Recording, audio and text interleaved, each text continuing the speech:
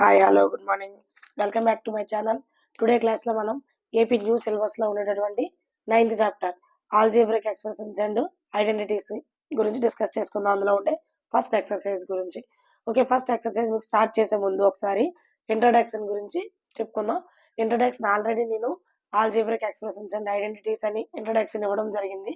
మీకు ఎవరైనా in case introduction కూడా కావాలి ఫుల్ ఫ్లెడ్జ్డ్గా అనుకుంటే లింక్ డిస్క్రిప్షన్లో పెడతాను, మీరు ఒకసారి టైం ఉన్నప్పుడు చూడండి. సో ఫస్ట్ ఆఫ్ ఆల్ ఇప్పుడు మనకి 9.1 ఎక్సర్సైజ్ స్టార్ట్ చేసుకోమన్న ముందు సో నార్మల్గా ఇప్పుడు ఒకసారి టర్మ్స్ అంటే ఏంటి, కోఎఫిషియెంట్స్ అంటే ఏంటి ఒక సింపుల్గా మీకు ఎక్స్ప్లెయిన్ చేస్తాను చూడండి. ఫస్ట్ ఆఫ్ ఆల్ మనకి ఆల్జీబ్రిక్ ఎక్స్ప్రెషన్స్ లో మెయిన్ గా కావాల్సింది ఏంటి అంటే మనకి variables, next constants, next coefficients, okay, and next terms. So ఇవి మెయిన్ మనకి యాక్చువల్గా. ఓకే, ఫస్ట్ ఆఫ్ ఆల్ ఇంకా నెక్స్ట్ కావాలి అనుకుంటే మనకి ఫస్ట్ ఇందులో మెయిన్ తెలియాల్సింది ఏంటి అంటే ఎక్స్ప్రెషన్ అంటే ఏంటి, ఎక్స్ప్రెషన్కి ఈక్వేషన్కి మనకి వేరియేషన్ తెలిసి ఉండాలి. ఎక్స్ప్రెషన్ అంటే మనకి ఈక్వల్ సైన్ రాదంటే for example 4x + 5 this is expression. అగర్ ఇన్ కేస్ మనం 4x + 5కి ఈక్వల్ టు 0 లేదా ఈక్వల్ టు 1 2 ఏదైనా యాడ్ చేసామనుకోండి, అప్పుడు అది ఏమవుతుంది అంటే మనకి ఈక్వేషన్ కింద అయిపోతుంది అనమాట. సో ఎక్స్ప్రెషన్ అంటే ఇప్పుడు కూడా మనకి ఈక్వల్ సైన్ అనేది రాదు. ఓకే, ఇది మీరు బాగా గుర్తుపెట్టుకోవాల్సిన విషయం. అండ్ నెక్స్ట్ వచ్చేసి మీకు మెయిన్గా వేరియబుల్స్. వేరియబుల్స్ అంటే ఏంటి అంటే మనకి ఆల్ఫాబెట్స్ ఉన్నాయి కదండి, A to Z వరకు ఉండే అన్ని ఆల్ఫాబెట్స్ కూడా వేరియబుల్స్ కింద వస్తాయి. Okay, next constants.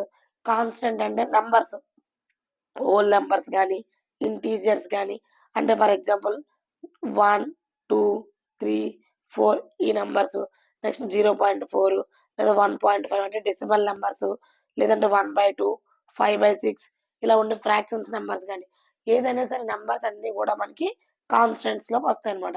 Okay, next coefficient.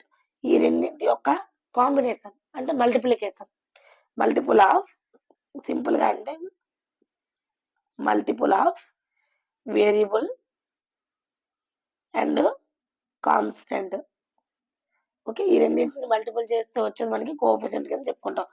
So అదే టర్మ్ కింద కూడా చెప్తాం. అంటే కోఎఫిషియంట్ అంటే ఏంటి అంటే ఫర్ ఎగ్జాంపుల్ 4x² అన్నాను నేను. ఇప్పుడు 4x² అంటే యాక్చువల్గా మనకి x² అనేది వేరియబుల్, 4 అనేది కాన్స్టెంట్. సో ఇక్కడ మనకి కాన్స్టెంట్ అనేది ఏంటి అంటే ఒక వేరియబుల్ తో యాడ్ అయ్యేటప్పుడు దాన్ని మనం కోఎఫిషియంట్ గా చెప్పుకుంటాం అనమాట. అంటే 4 is a coefficient of x².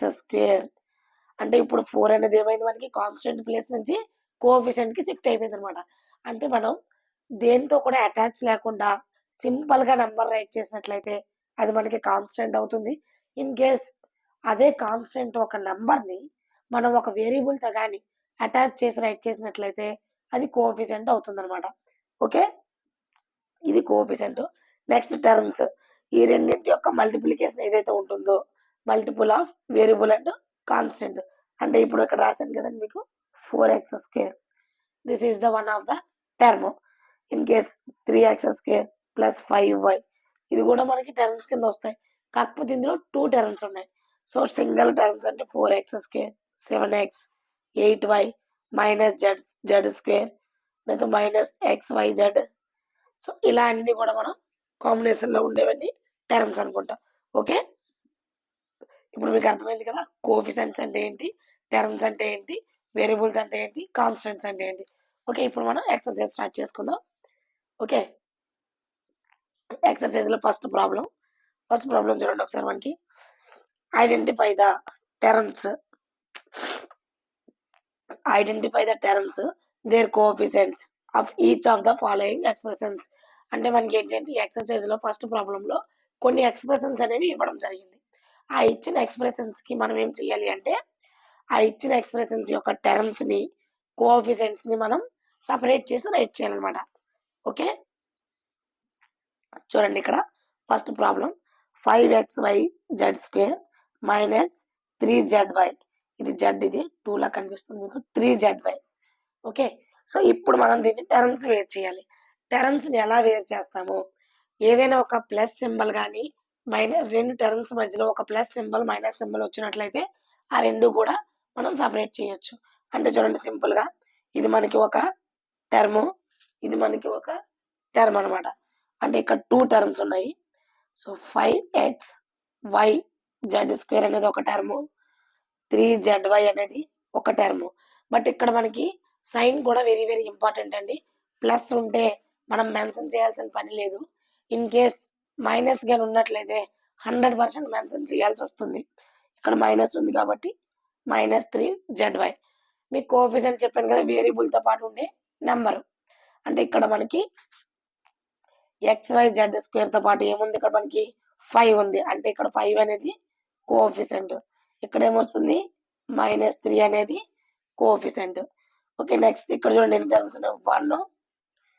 1 ఒక టర్మ్, x ఒక టర్మ్, x² ఒక టర్మ్. Okay, 3 terms. సో ఇక్కడ మనకి అన్ని కూడా ప్లస్ సింబల్సే కాబట్టి నో ప్రాబ్లం. సో 1కి కోఎఫిషియంట్ 1 కాబట్టి 1. ఇక్కడ చూడండి మీకు ఒక డౌట్ రావచ్చు, ఇక్కడ x ఉంది, x² ఉంది, ముందు ఎటువంటి నెంబర్స్ కూడా లేవు కదా, 0 రైట్ చేయాలా?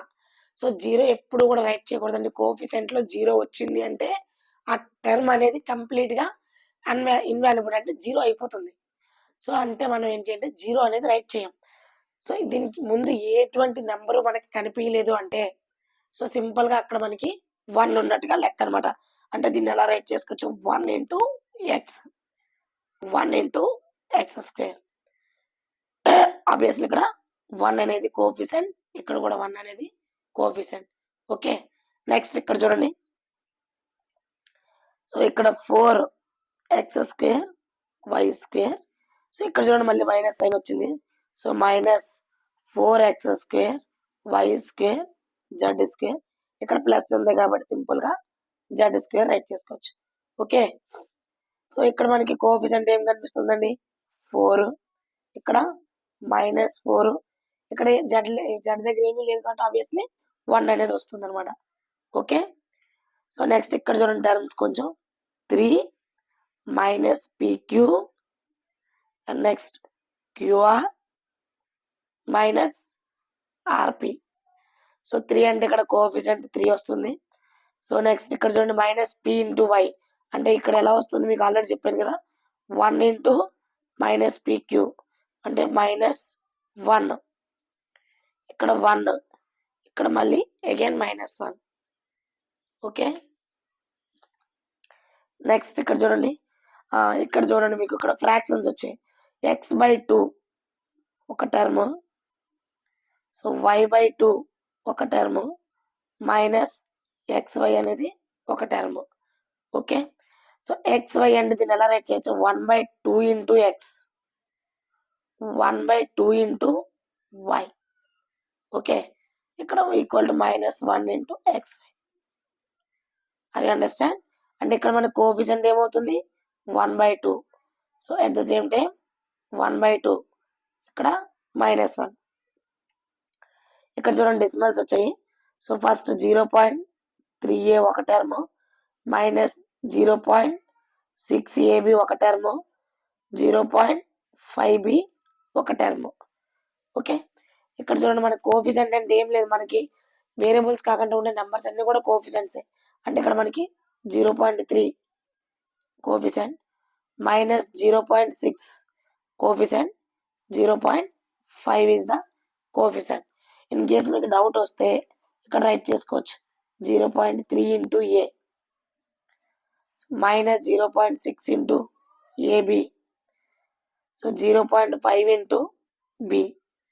ఓకే, సో ఇలా మనం సపరేట్ చేసి రాసుకున్నట్లయితే మనకి ఎలాంటి కన్ఫ్యూజన్ అనేది రాకుండా ఉంటుంది. సో ఇదండి మీకు first problem. So first problem ఇలా నేను సపరేట్ చేసి రైట్ చేశాను.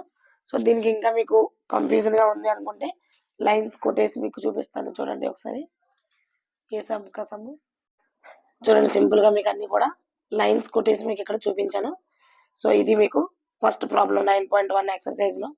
ఓకే, నెక్స్ట్ వీడియోలో మీకు సెకండ్ ప్రాబ్లం చేస్తానండి. ఓకే, ఐ హోప్ అందరికి అర్థమైంది అనుకుంటున్నాను. Thank you for all.